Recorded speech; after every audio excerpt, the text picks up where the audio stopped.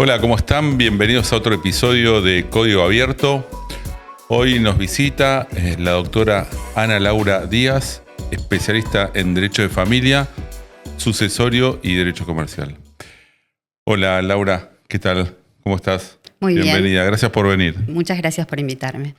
Bueno, quería abordar temas vinculados al derecho de familia, como en primer lugar.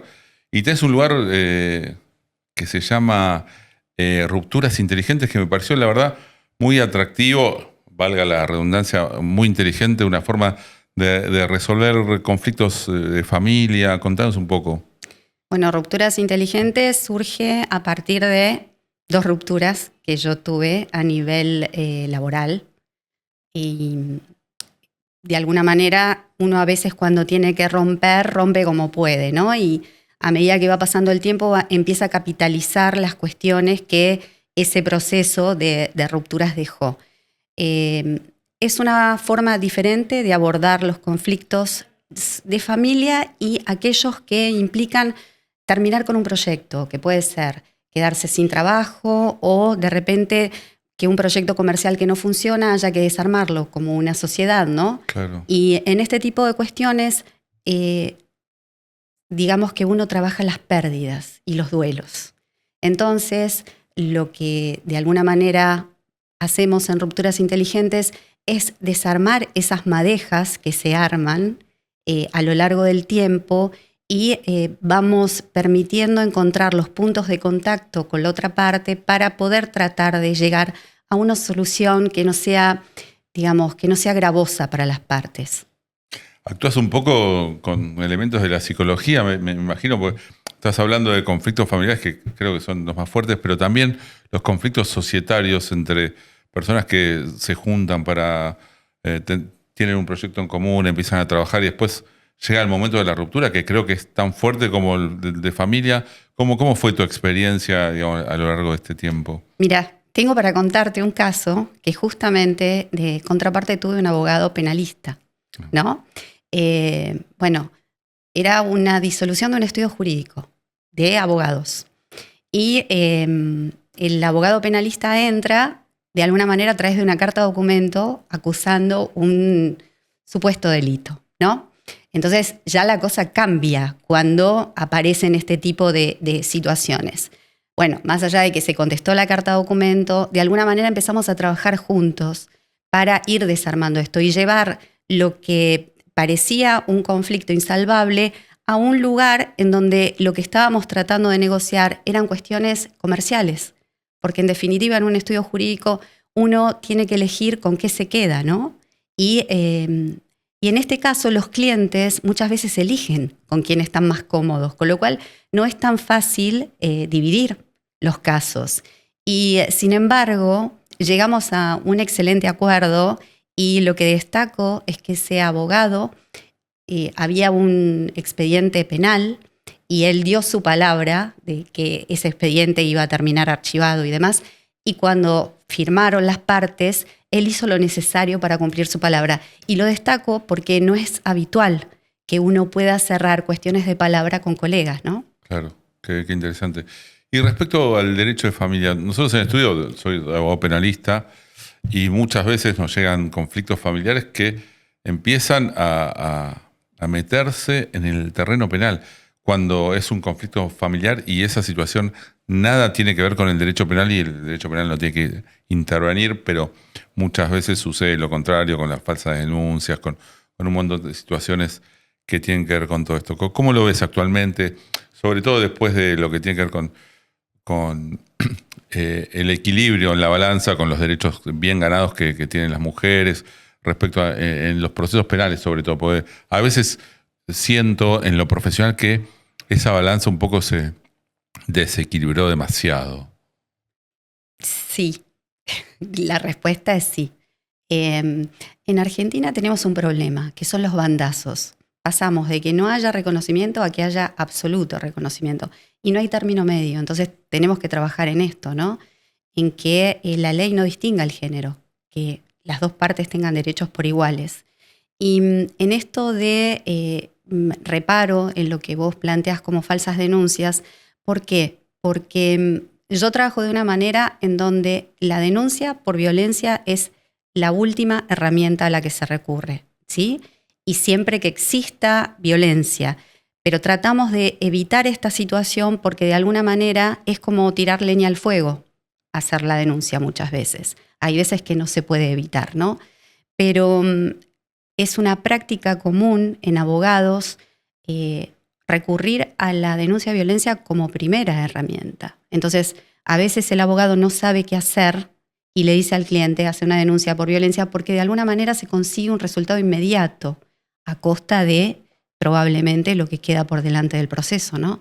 Es como que si se rompieran esas posibilidades de tratar de llevar a esta familia a un buen puerto. Lo que no tenemos que olvidar es que cuando nosotros estamos de alguna manera recomendando algo, nuestra recomendación no solo incide en la persona que viene a la consulta, sino en el resto del entorno familiar. ¿Por qué? Porque a partir de nuestro asesoramiento, esa persona empieza a reaccionar de determinada forma y esto impacta en toda la familia. Claro, es como darle un mazazo y romper la familia. Una vez yo hice el posgrado o la especialización de Derecho de Familia y teníamos a un profesor que nos preparaba con el tema de las disoluciones de sociedades de familia, ¿no? Y para eso había que recurrir a la ley de sociedades.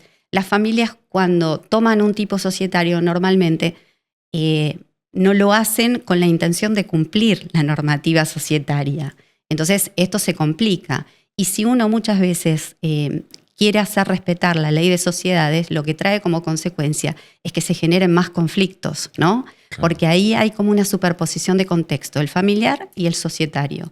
El tema es que a veces es preferible que la familia funcione como familia y no como sociedad, porque al tomar un tipo societario se tiene que adecuar al funcionamiento legal, ¿no?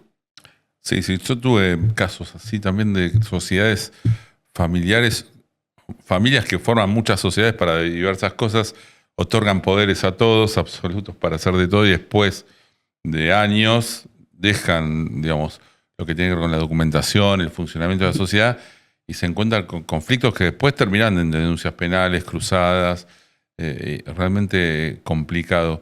¿Qué opinas de estos casos tan resonantes que en la actualidad, donde hay denuncias cruzadas, qué sé yo, el caso de Guandanara, que es el más conocido, con todo el entorno ese? Mira, para mí, yo acá voy a citar a una grande del derecho, la doctora Argibay, que decía que los casos no se ganan en los medios, se ganan en los tribunales. Entonces, a mí me parece que estas digamos, denuncias cruzadas, cuestiones, no sé si realmente lo que se busca es una solución. No lo sé, porque utilizando las herramientas que utilizan no es para llegar a un acuerdo o llegar a un final del caso, ¿no? Me parece que hay un montón de cuestiones que poco tienen que ver con lo jurídico y tienen que ver con lo vincular. Y en este tipo de situaciones se necesita muchas veces más un psicólogo, un psiquiatra que un abogado, ¿no? Porque el abogado, si bien nosotros con la especialización de Derecho de Familia tomamos herramientas que nos permiten ver más allá, escuchar más allá, no somos psicólogos. Y en estas cuestiones siempre pienso que las declaraciones en los diarios, en las revistas, en las redes sociales, en los canales de televisión, quedan. Entonces esto va a ser algo que los hijos van a arrastrar siempre. Con lo cual me parece que esto tendría que ser como un llamado de atención a los padres para decir, tenemos que discutir estas cuestiones de esta manera. Al menos siempre pienso que alguno de los dos tiene que pensar en los chicos. Claro, porque yo lo que veo en estos casos es que el principal perjudicado al que dañan es al menor, a los hijos. El caso, citando este ecosistema de Guandanara, China Suárez, es un conflicto de derecho de familia que está, digamos, en la palestra todo el tiempo. Este señor Benjamín Vicuña, donde la ex esposa lo acusa de un montón de cosas gravísimas. lo expone en redes sociales y después, digo, más allá que lo puedan leer ahora, que se van a enterar, porque son chicos y todos los chicos de esa edad tienen acceso, Sí. pues eso queda también, como decías vos, grabado en los medios y cuando sean más grandes van a ver las barbaridades que decían de su padre y que ellos qué herramientas tienen para saber si eso era cierto o no era cierto, con cosas tan duras. Debería haber una cuestión, ¿no?, de resguardar más a los hijos, sobre todo en los medios. Sí, mirá que los casos de familia son de contenido reservado y hay cosas que no tendrían que salir y sin embargo terminan discutiendo en los medios de comunicación, con lo cual lo que me parece es, esto requiere como un llamado de atención. También te diría que es un llamado de atención para el morbo de la gente que necesita esto y que lo sigue viendo y por eso se genera cada vez más, ¿no? Porque si realmente uno dijera, la verdad es que quién estuvo con quién no es importante, han elegido sus parejas, tienen hijos, esto no es de mi interés, y miran para otro lado, esto bajaría los decibeles. Creo que estar constantemente en los medios, digamos, no sé, contra la integridad del otro, contra la dignidad del otro, es muy triste. Es exponer la vida también de la persona que está diciendo esto, ¿no? Es tremendo, es tremendo. Es tremendo. La verdad es que no lo comparto. Y vos sabés que particularmente hay una figura nueva que se llama el coordinador parental. El coordinador parental lo que trata es de alguna manera, de rescatar los vínculos parentales de las personas que se separan conyugalmente o convivientemente, pero que van a seguir siendo padres toda la vida. Y estos coordinadores, de alguna manera, que hay abogados y hay psicólogos, trabajan de manera conjunta para reconstituir estos vínculos. Y a veces el tema es que no es suficiente, porque cuando se pide la designación de un coordinador parental para llevar adelante esta tarea, los abogados tenemos que quedar al margen de la situación. O sea, tenemos que evitar hacer presentaciones que de alguna manera aviven el conflicto. Tenemos que permitir trabajar a las personas en estas cuestiones de índole vincular que muchas veces cuando no tienen cabida invaden lo jurídico y te impiden llegar a acuerdos, ¿no? Si vos te pones a profundizar, no se entiende qué están discutiendo. No se entiende. Contame un poco más de esa figura del coordinador parental, digo. ¿Qué profesión tiene que tener el coordinador parental? Mira, ¿En qué casos opera? ¿Desde qué momento? Nosotros en la especialización en Psicología General de la Familia nos mostraron esta figura, que es una figura nueva y que viene de España, ¿no? En donde se estudia para ser coordinador parental. Y en particular, el coordinador puede ser psicólogo, puede ser alguien de profesión de la salud mental o puede ser abogado. Para mí tendrían que ser los dos, tendría que tener las dos patas, una pata legal y una pata vincular. Porque yo he probado solo vincular y nos quedamos cortos y he probado también solo jurídica y nos quedamos cortos también. Entonces me parece que puede ser una buena combinación como para ir llevando esta situación adelante. Es importante que si el abogado actúa como coordinador parental, no asesora jurídicamente. Lo que estamos trabajando son los vínculos. Entonces, lo que de alguna manera tratamos es de ir desarmando esa madeja que se arma con los conflictos. Y muchas veces estas cuestiones tienen que ver con reiteración de patrones.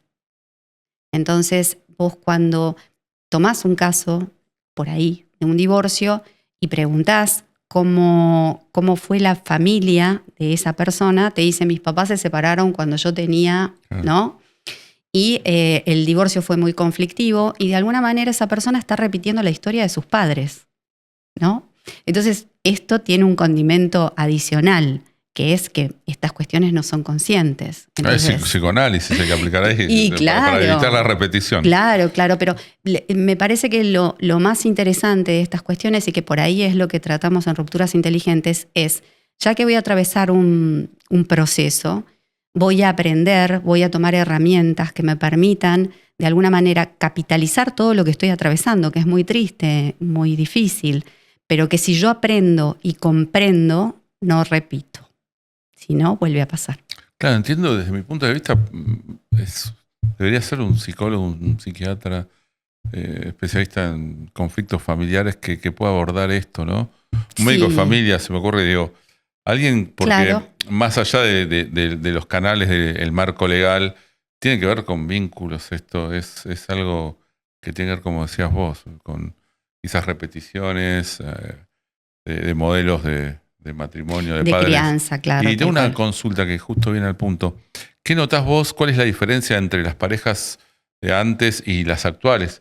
¿Son rupturas más fluidas? ¿Cómo, qué sé, divorcios express? ¿Cómo ves, haciendo una comparación, si Y podés? lo que yo te diría por ahí, lo que yo veo hoy, es que las rupturas son más inmediatas.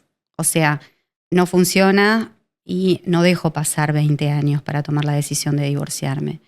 Sí es difícil para las personas que tienen parejas de muchos años porque vienen de otra dinámica, ¿no? Familiar, incluso de las ocupaciones, del desarrollo profesional de cada una de las personas de esa pareja.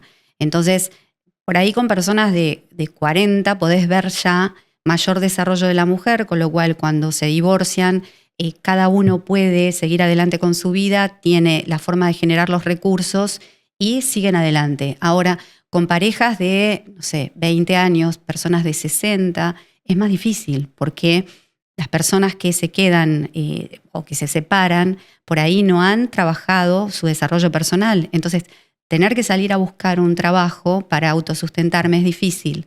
En esos casos lo que yo planteo es esto. Las parejas arman dinámicas, ¿no? Porque vos armás el tema de, che, yo me quedo en casa cuidando y encargándome de la casa y vos salís a trabajar y traes la plata. Ponele que lo arreglan así. Mm. Ahora, cuando nosotros nos divorciamos, la persona que se desarrolló a nivel profesional se lleva su profesión y sigue facturando lo mismo. La que no se desarrolló profesionalmente se queda sin recursos y sin ese proveedor que traía los recursos a ella, ¿no? Que los compartía con ella. Entonces, me parece que habría que trabajar digamos, la dinámica de si lo armamos juntos así, desarmémoslo juntos. Si vos necesitas un tiempo para salir a buscar un trabajo, por ahí para estudiar una carrera o para dedicarte a algo, yo te acompaño el tiempo que sea necesario para, de alguna manera, pensar que si nuestros hijos ven a una madre que no puede y a un padre que no puede, tienen referentes distintos. Me parece que si yo puedo mostrarle a mis hijos que puedo terminar con un matrimonio, pero puedo terminar sin olvidar todo lo que pasamos juntos, todo lo que atravesamos juntos y todo lo que pude conseguir a partir del trabajo conjunto, las cosas serían distintas. Hay una relación de asimetría de poder en la pareja que puede ser eventualmente hombre o mujer y que después, cuando se produce la ruptura, hay una persona que apoyó a la otra, realmente es la mujer quizás, pero puede ser de cualquier Puede sexo. ser al revés también. Y después, cuando se produce esa separación, esa ruptura, la persona que no se desarrolló y acompañó a la otra queda en una posición que es un poco irreversible, porque el desarrollo profesional, bueno, hay una edad. Entonces, Sí. ahí que debería, digamos, la ley de alguna manera actuar para compensar. No sé, hoy en día, digo, bueno, no es mi especialidad, sino la tuya. ¿Cómo se generan, cómo se terminan resolviendo esos conflictos, sobre todo en la parte económica, y que de alguna manera la persona que estuvo tanto tiempo no va a poder recuperar ni va a poder equipararse con la otra persona que sí se pudo desarrollar profesionalmente, con una carrera, quizás en una multinacional, quizás en su propio emprendimiento, y hoy tiene una mega empresa, y la persona quedó, digamos, al margen? Esta figura, de alguna manera, está prevista a partir de la compensación económica. Entonces, el nombre no es muy feliz para mi criterio porque no se compensa lo que la otra persona no se pudo desarrollar. Pero creo que lo que tiende a compensar es el desequilibrio que produce la ruptura, que tiene que ser manifiesto y que tiene que tener por hecho desencadenante esa ruptura. A partir de ahí. Lo que pasa es que en estos matrimonios la desigualdad existe. Mientras está la pareja funcionando, la realidad es que no se ve. porque hay una pareja y hay una sola economía. El tema es que cuando se produce la ruptura y esto se divide en 2 casas y 2 economías, ahí recién se puede tomar conocimiento de la situación. Y en estos casos existe esta figura tanto para los divorcios de los cónyuges como para los convivientes, y uno puede solicitar esta compensación, para lo cual obviamente va a haber que probar cómo llegó cada uno al matrimonio, a qué tarea se dedicó cada uno durante el matrimonio, si hubo un desempeño particular de una persona a favor del negocio de la otra para ayudarlo, porque esto no se compensa de alguna forma, ¿no? No se puede ser empleado del marido o de la mujer. Y otras cuestiones que se tienen en cuenta es quién se encargó de la crianza, quién se va a encargar de la crianza de ahora en más, qué edad tiene la persona, cómo está de salud, cuánto tiempo duró el matrimonio. O sea, un montón de cuestiones que se consideran a la hora de analizar si es procedente o no esta compensación. ¿Y los tribunales hoy en día cómo los ves fallando en estos? No, están haciendo lugar a las compensaciones. Hay veces que hay confusión respecto a la figura. Yo creo que con el transcurso del tiempo y los nuevos planteos se va a ir limpiando esta cuestión de que a veces hay confusión y se piensa que cualquier cosa es compensación. Entonces, de repente vos decís, no, bueno, pero él se lleva un montón.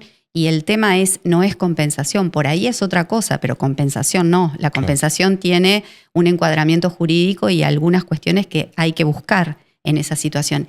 Y a veces, nuevamente, el abogado no sabe cómo encuadrar y termina pidiendo una compensación económica en una situación que no requería compensación, que por ahí era un daño derivado del matrimonio por violencia económica. Ponele. Claro. Y tengo ¿cuál sería la diferencia de las personas casadas y los convivientes? Ese tema, contanos un poco, creo que a la gente le puede interesar porque muchas veces digamos, no se casan las personas y son convivientes, ¿y qué pasa con la ruptura, los bienes y toda esta situación? Bueno, es fundamental considerar que una convivencia no es igual que un matrimonio a nivel patrimonial, porque en la convivencia los bienes, si están a nombre de una persona, registralmente, esa es la persona que puede disponer. Y no necesita la conformidad de la otra parte, salvo en el caso de la vivienda convivencial, ¿no? Pero es importante considerar que si yo estoy en un proyecto común y estoy poniendo mi esfuerzo y mi dedicación y la otra persona por ahí pone el dinero, lo ideal sería poner el bien a nombre de los dos, para que el día que termine la convivencia, cada uno se lleve su parte de lo que puso. ¿Qué pasa en ese caso cuando se adquiere una vivienda, cuando son, digamos, de manera convivencial, como lo decís, a lo largo del tiempo, ¿no? Esa propiedad, cuando se produce la ruptura? Y si está a nombre de una sola de las personas, lo que va a haber que hacer es analizar bajo qué figura se puede solicitar.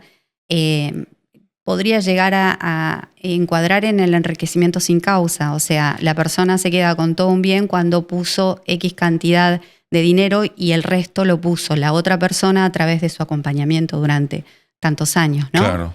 Entonces, hay que analizar cada caso en concreto para ver cómo es que yo puedo reclamar que se me reconozca el 50% de algo a lo que yo ayudé a comprar.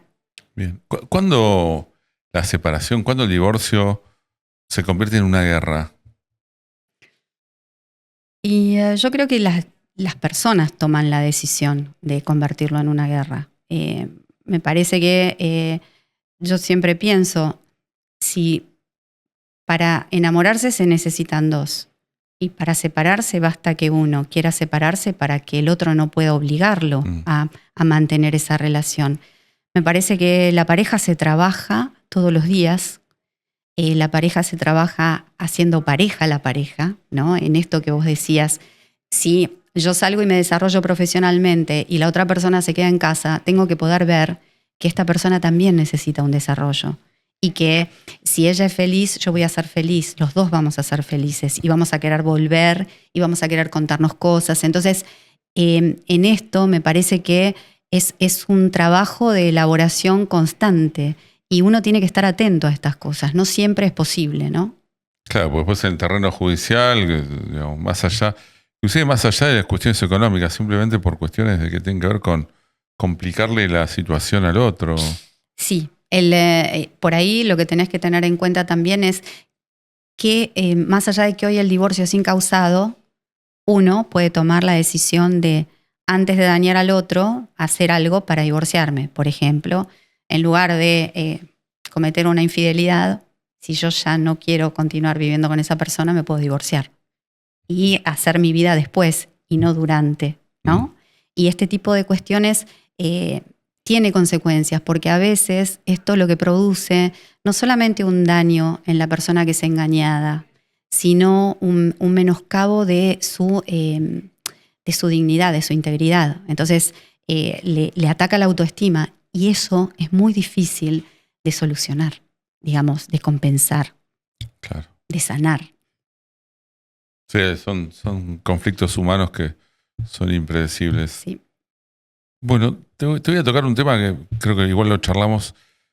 El derecho penal, el derecho de familia, cuando yo tuve varios casos que tienen que ver con falsas denuncias, pero cuando las falsas denuncias son denuncias tremendas, cuando hablan de situaciones de abuso de los hijos, y cuando a todas luces, cuando como profesionales intervenís en la causa, ves que es algo que es totalmente inverosímil y la persona, digo, te das cuenta que hay otra cuestión escondida detrás y fue a la justicia penal que hoy, como decíamos, muchos fiscales, muchas fiscalas, digo, tienen perspectiva de género, pero a veces se van para el otro lado y terminan acusando a la persona, terminan indagando a la persona más allá de diversos análisis. Es decir, yo te cuento un caso, Sí. sin dar nombres.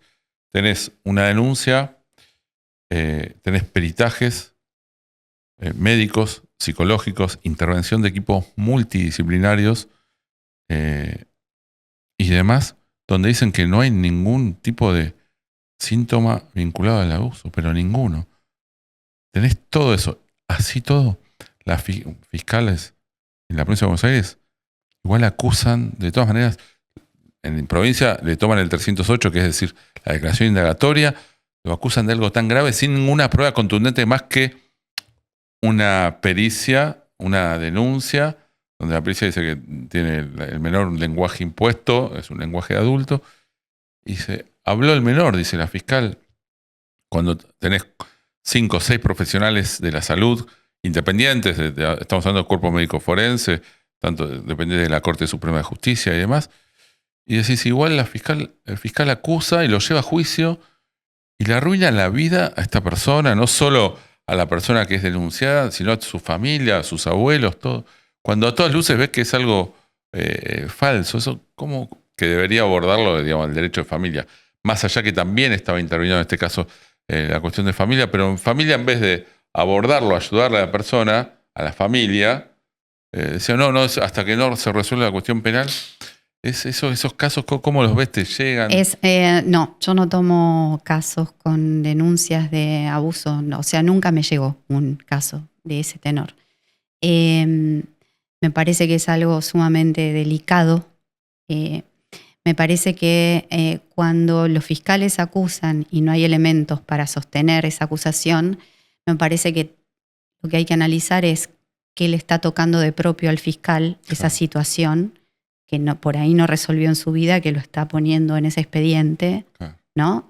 Y esto le pasa a los abogados también, con lo cual hay que estar atentos, porque a veces pasa que uno toma como propia la bandera de una de las partes, porque se siente identificado, y esto es lo peor que puede pasar, porque precisamente yo no me puedo identificar con ninguna de las partes, porque yo soy la persona que tengo que estar de manera objetiva mirando esta cuestión para ver si hay elementos o no para acusar. Y lo que se me ocurre es más problema que otra cosa, porque frente a esa situación donde vos tenés un impedimento de contacto durante X tiempo, que es tiempo que no se recupera, hoy está la posibilidad de hacer un daños y perjuicios por la falsa denuncia, por las consecuencias, pero es más conflicto. Penal, pero ¿viste? 4 años, cada 4 años la persona sin poder ver a su hija y quiere que sea el juicio ya para poder que se pueda resolver, básicamente. Sí, es que a mí lo que me parece también es esto. Se le ha otorgado el derecho, digamos, a los jueces de familia mucha responsabilidad. Y a veces estos conflictos superan la aplicación de la ley. No es solamente la aplicación de la ley. Hay cuestiones más allá, no hay tiempo, no hay, por ahí no hay abogados especializados, no hay jueces que hayan hecho la especialización de derecho de familia. Entonces, tienen herramientas muy cortas.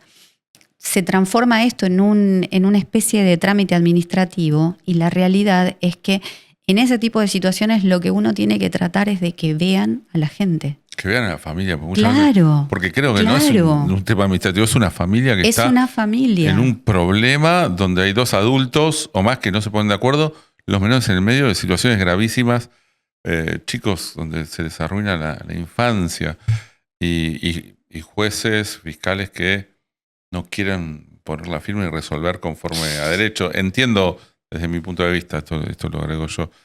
Así que es un tema muy... Es un tema muy complicado. Yo creo que hace 1 año y medio hice una serie de entrevistas. Yo tengo un canal de YouTube de Rupturas Inteligentes. Hice una serie de entrevistas a distintos profesionales acerca de la obstaculización del contacto. Claro. Entonces, entrevisté a un médico pediatra de Córdoba, el doctor Orchansky. Digamos, él contó lo que pasaba en su consulta, ¿no? Claro. Con los padres cuando había conflictos y cuando el chico por ahí no podía ver a alguno de los padres. El consultorio de él era un lugar como pido, ¿no? Acá claro. Ya no, es como neutral, en donde se puede hablar y se puede decir. Bueno. Conoce a los chicos desde chicos. Después hice entrevistas a psicólogas de chicos, a psicólogas de duelos que acompañan los duelos de las personas, a una secretaria de un juzgado de familia, a un juez de familia, a una terapeuta de familia, como para tratar de mostrar distintas formas de ver el mismo conflicto. Y uno de ellos era un papá que había fundado una ONG en función de lo que le había pasado, ¿no? Entonces, cómo la persona, a través de lo que le ocurre, trata de sanar esa situación de alguna forma. Y ellos han hecho, la ONG se llama Infancia Compartida. Vos sabés que hicieron una serie de videos que se llama Atrapados, en donde hay actores conocidos. Está Dopazo y está, hay otro actor, ahora se me va, Damián Dos Santos. Y lo que ellos cuentan, vos es como si vos tuvieras la posibilidad de escuchar a ese niño que fue obstaculizado de contacto con su otro padre siendo un adulto. Entonces te cuenta cómo sufrió toda esa situación. Y a mí me pareció una excelente manera de mostrar las consecuencias de lo que pasa, porque muchas veces los padres se olvidan de todo esto, ¿no? Lo que ocasionaron, de no permitir el contacto, de buscar la forma de que cuando lo vienen a buscar no esté o haya ido a la de un amigo. Entonces, a través de estos videos, ellos cuentan cómo, cómo atravesaron esa situación. En particular, hay una parte de Damián Dos Santos donde él dice que hoy es el padre que es porque pudo volver a tomar contacto con su papá. Claro. Fíjate lo importante que es, ¿no? El tema de tener la referencia masculina y poder acompañar a los propios hijos a partir de recuperar a su propio padre.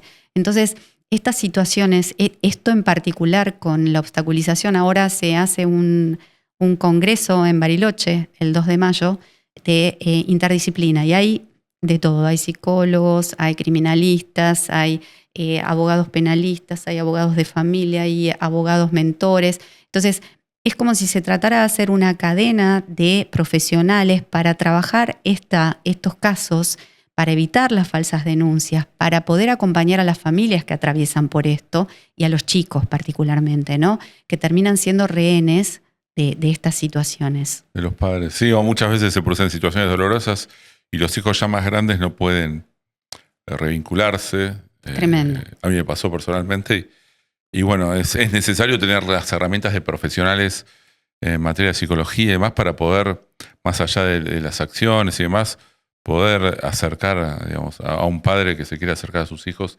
y de alguna manera lograr, mediante un profesional, ese acercamiento y nada, me parece que es importante. Es un tema que da mucho para hablar. Uh-huh. Bueno, Contame un poco, cambiando un poco del tema, vos tenés un espacio también donde acompañás a jóvenes profesionales, a vos recién recibidos también en esta especialidad, donde los orientás y los acompañás en consultas. Sí. Contanos un poco. Lo que dijiste recién, contanos, que lo vamos a dejar acá seguramente, los datos para que puedan ver estos videos de YouTube que se llaman Atrapados. Está en el canal, es el de Infancia Compartida y se llaman Atrapados. Los buscan por YouTube y los ven. Buenísimo. Vamos a dejar acá los links para que sí, claro. Me parece súper interesante. Y bueno, las entrevistas respecto a la obstaculización de contacto también están en el canal de Rupturas Inteligentes. Buenísimo. Con respecto a este acompañamiento que hago, se denomina mentoría para abogados. Yo tengo 2 hijos varones, uno de 21 y uno de 16, y ninguno va a estudiar abogacía. Bueno. Entonces, uno quiere ser veterinario y el otro periodista deportivo, así que no tocó esta vez. Entonces, cuando en el 2022 me puse a pensar qué iba a hacer con esto, ¿no? Con estos 30 y pico de años de experiencia, ¿qué podía hacer? ¿Cómo hacía para compartir mi experiencia? Y surgió las mentorías para abogados, en particular el acompañamiento a abogado Nobel, que yo creo que es una deuda que tiene la universidad con todos los que estudiamos, que es, hay un montón de cuestiones que nosotros la aprendemos sobre la marcha una vez que salimos. Y estaría bueno, al igual que los médicos que hacen las residencias, que nosotros pudiéramos hacer residencias acompañando o trabajando en estudios jurídicos donde podamos aprender las primeras armas, cómo tomar una consulta, cuántos honorarios cobrar, cómo analizar una estrategia de un caso, qué prueba qué tengo que probar, cómo hago para saber esto. Y ahí puse en valor, yo di clase de Derecho Procesal 10 años en la UBA, del 96 al 2006. Entonces, a mí el Derecho Procesal me apasiona, me encanta. Y empecé a subir videos. Y empecé con las mentorías, hice una de prueba, que vino una chica que yo la elegí porque había salido de la caja para hacer un análisis, que eso es lo que más me interesa, ¿no? No estar dentro de lo que es la estructura del código, sino a ver qué se te ocurre distinto. Y bueno, y a partir de ahí empezamos a trabajar en lo que es la mentoría, y la mentoría es presencial o por Zoom, porque hay gente de todo el país, utilizamos los códigos procesales de cada provincia, obviamente. Pero hay una cuestión que el Código Civil es único, entonces hay una norma de fondo que es aplicable en todo el país. Y encontré un lugar con mucha demanda, ¿no? Porque hoy se le llama mentor a alguien que te contesta preguntas, y eso no es un mentor. Un mentor es alguien que te da las herramientas para que vos contestes esas preguntas. Claro. Porque yo siempre digo, si yo contesto una pregunta, vos vas y le contestás al cliente, el cliente te hace otra pregunta y tenés que venir de nuevo a preguntar porque no lo sabés o porque no entendiste por qué. Entonces, si uno puede ir al origen de la situación y hacer el análisis, es diferente. Ya se para diferente frente a ese cliente, ¿no? Y la verdad es que el acompañamiento para abogados nobles es como es una forma de acompañar no invasivo. Y me encanta porque es como si hay alguno que quiere plantear algo nuevo, lo planteamos. ¿Por qué no? Vemos la forma de encuadrarlo. Claro. Y la verdad es que se han conseguido resultados muy buenos a través de las mentorías. Así que estoy muy contenta con eso. Qué bueno, coincido con vos. Sí, en la facultad debería haber una especie de convenio quizás con la justicia nacional, provincial, de la ciudad, donde la figura del meritorio, muchas veces la persona que trabaja gratis en un juzgado, para que la gente no sabe, pueda, porque eso está bueno, ¿no? El que quiera se puede anotar, puede ir a la justicia y hacer una especie de pasantía donde va a aprender un montón de cosas, más allá de atender la mesa de entradas. Y bueno, también las pasantías que sí existen, pero la facultad creo que debe hablar de muchas cosas. Honorarios, tocaste un tema muy importante. Yo en la profesión conozco abogados con mucha trayectoria que les cuesta cobrar honorarios, ponerse un valor al trabajo. Me parece las cosas más importantes en la profesión, porque es con eso, más allá que te apasiona lo que estás haciendo, tenés que también saber cómo cobrar tu tiempo, tu trabajo, tu experiencia, lo que sabés. Totalmente. Me parece muy importante. Así que bueno, muchas gracias por esta charla. Ha sido muy interesante, la verdad aprendí cosas. Esta figura nueva del coordinador parental, bueno, me parece súper interesante. Vamos a dejar todos los datos acá para que la gente que que esté interesada pueda subir, meterse en tus redes, en las redes en los videos que comentaste. Así que bueno, muchas gracias. Que tengas un lindo día. Bueno, este ha sido otro capítulo de Código Abierto. Tocamos temas vinculares, el derecho de familia, sociedades que se rompen, cómo de manera inteligente poder resolver esas disoluciones. Tocamos temas de derecho penal. Bueno, gracias por estar ahí. Este ha sido otro episodio de Código Abierto.